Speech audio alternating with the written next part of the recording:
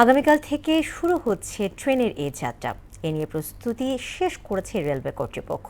এই যাত্রায় বাড়তি চাপ সামলাতে অতিরিক্ত ট্রেন এবং কোচ সংযোজন সহ নানা পদক্ষেপ নেওয়া হয়েছে। অন্যদিকে জ্বালানি তেলে সংকটের আশঙ্কা এখনও কাটিয়ে উঠতে পারেনি দূরপাল্লার বাসগুলো। এর ফলে ভোগান্তির মুখে পড়ার শঙ্কা নিয়ে অনেক যাত্রী যাচ্ছেন বাড়িতে। ফিলিং স্টেশনগুলোতেও রয়েছে জ্বালানি তেল ক্রেতাদের দীর্ঘ সারি। এমন সংকট মোচনে সরকারের সজাগ দৃষ্টি কামনা করছেন যাত্রী ও পরিবহন সংশ্লিষ্টরা। বিস্তারিত বিজন কুমারের রিপোর্ট। দরজায় কড়া নাড়ছে ঈদ উল ফিতর। এরই ধারাবাহিকতায় উৎসব আমেজে ঈদের আনন্দ ভাগাভাগি করে নিতে শুক্রবার থেকে শুরু হবে ট্রেনের ঈদ যাত্রা। এই লক্ষ্যে সব প্রস্তুতি সম্পন্ন করেছে বাংলাদেশ রেলওয়ে, যার চিত্র ফুটে উঠেছে ঢাকার কমলাপুর রেলওয়ে স্টেশনে। তবে যাত্রীদের অভিযোগ, কালোবাজারিদের দৌরাত্মে বেগ পেতে হয়েছে অগ্রিম টিকিট প্রাপ্তিতে। টিকিট কাটতে ঢুকলে তাদের টিকিট পাওয়া যায় না অ্যাভেলেবেল। সেক্ষেত্রে মনে করেন আমরা ভোগান্তিতে পড়ে যাই। ম্যাক্সিমামই ব্ল্যাকে বিক্রি হয়ে যায়।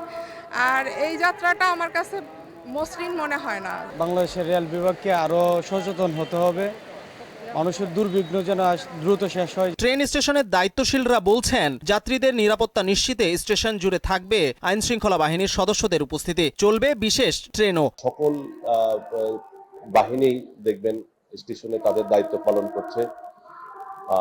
তো আমি আশা করি যে যাত্রীদের যাত্রা নির্বিঘ্ন এবং সময়ানুবর্তিতার সাথে সম্পন্ন হবে। এদিকে ঈদের ফিরতি যাত্রা নিয়ে শঙ্কা বেড়েছে সড়ক পথের দূরপাল্লার যাত্রীদের। কারণ জ্বালানি তেলের সম্ভাব্য সংকট আতঙ্ক এখনো বিদ্যমান দেশের বাজারে। দেশের যে পরিস্থিতি, যেভাবে সংকট বাড়ছে, আসলে তো এরকম খুব একটা নরমাল লাগছে না। তো আশাটাই একটু সমস্যা হবে, যেহেতু তেল সংকট, তেল থাকবে কিনা, গাড়ি ঘোড়া থাকবে কিনা। একই শঙ্কায় ভুগছেন বাস সংশ্লিষ্টরাও। কেননা নগরীর ফিলিং স্টেশনগুলোতে আজও বিদ্যমান ক্রেতাদের দীর্ঘ সারি। ঘন্টার পর ঘন্টা দাঁড়িয়ে কিনতে হচ্ছে তেল। টাকা দেওয়া এখন তেল পাওয়া যাইতেছে না, ড্রাইভার স্টাফ টাকা নিয়ে ঘুরতেছে, তেল একটু ক্রাইসিস পড়ছে। তেল না থাকলে গাড়িতে পাম্পে যাইতেছে, পাম্পেতে ঘুরে যাইতেছে, পরবর্তীতে আরেক জায়গায় পাম্পের থেকে তেল আনতেছে। প্রতিদিন তো এরকম 3-4 ঘন্টা হরানি হইতেছে, পরে 10 লিটারও বেশি দেয় না। কারো কোনো রেসপন্স নাই। আমরা যে এতগুলো লোক আসছি, আমি বাইক নিয়ে 3 ঘন্টা অসুস্থ অবস্থায় 2 ঘন্টা ধরে দাঁড়িয়ে রয়েছি। টার্মিনাল পরিচালনা কমিটির দাবি, জ্বালানি তেলের সম্ভাব্য সংকট তীব্র আকার ধারণ করলে ভোগান্তিতে পড়বেন যাত্রীরা। এইভাবে যদি তেল সংকটটা থাকে,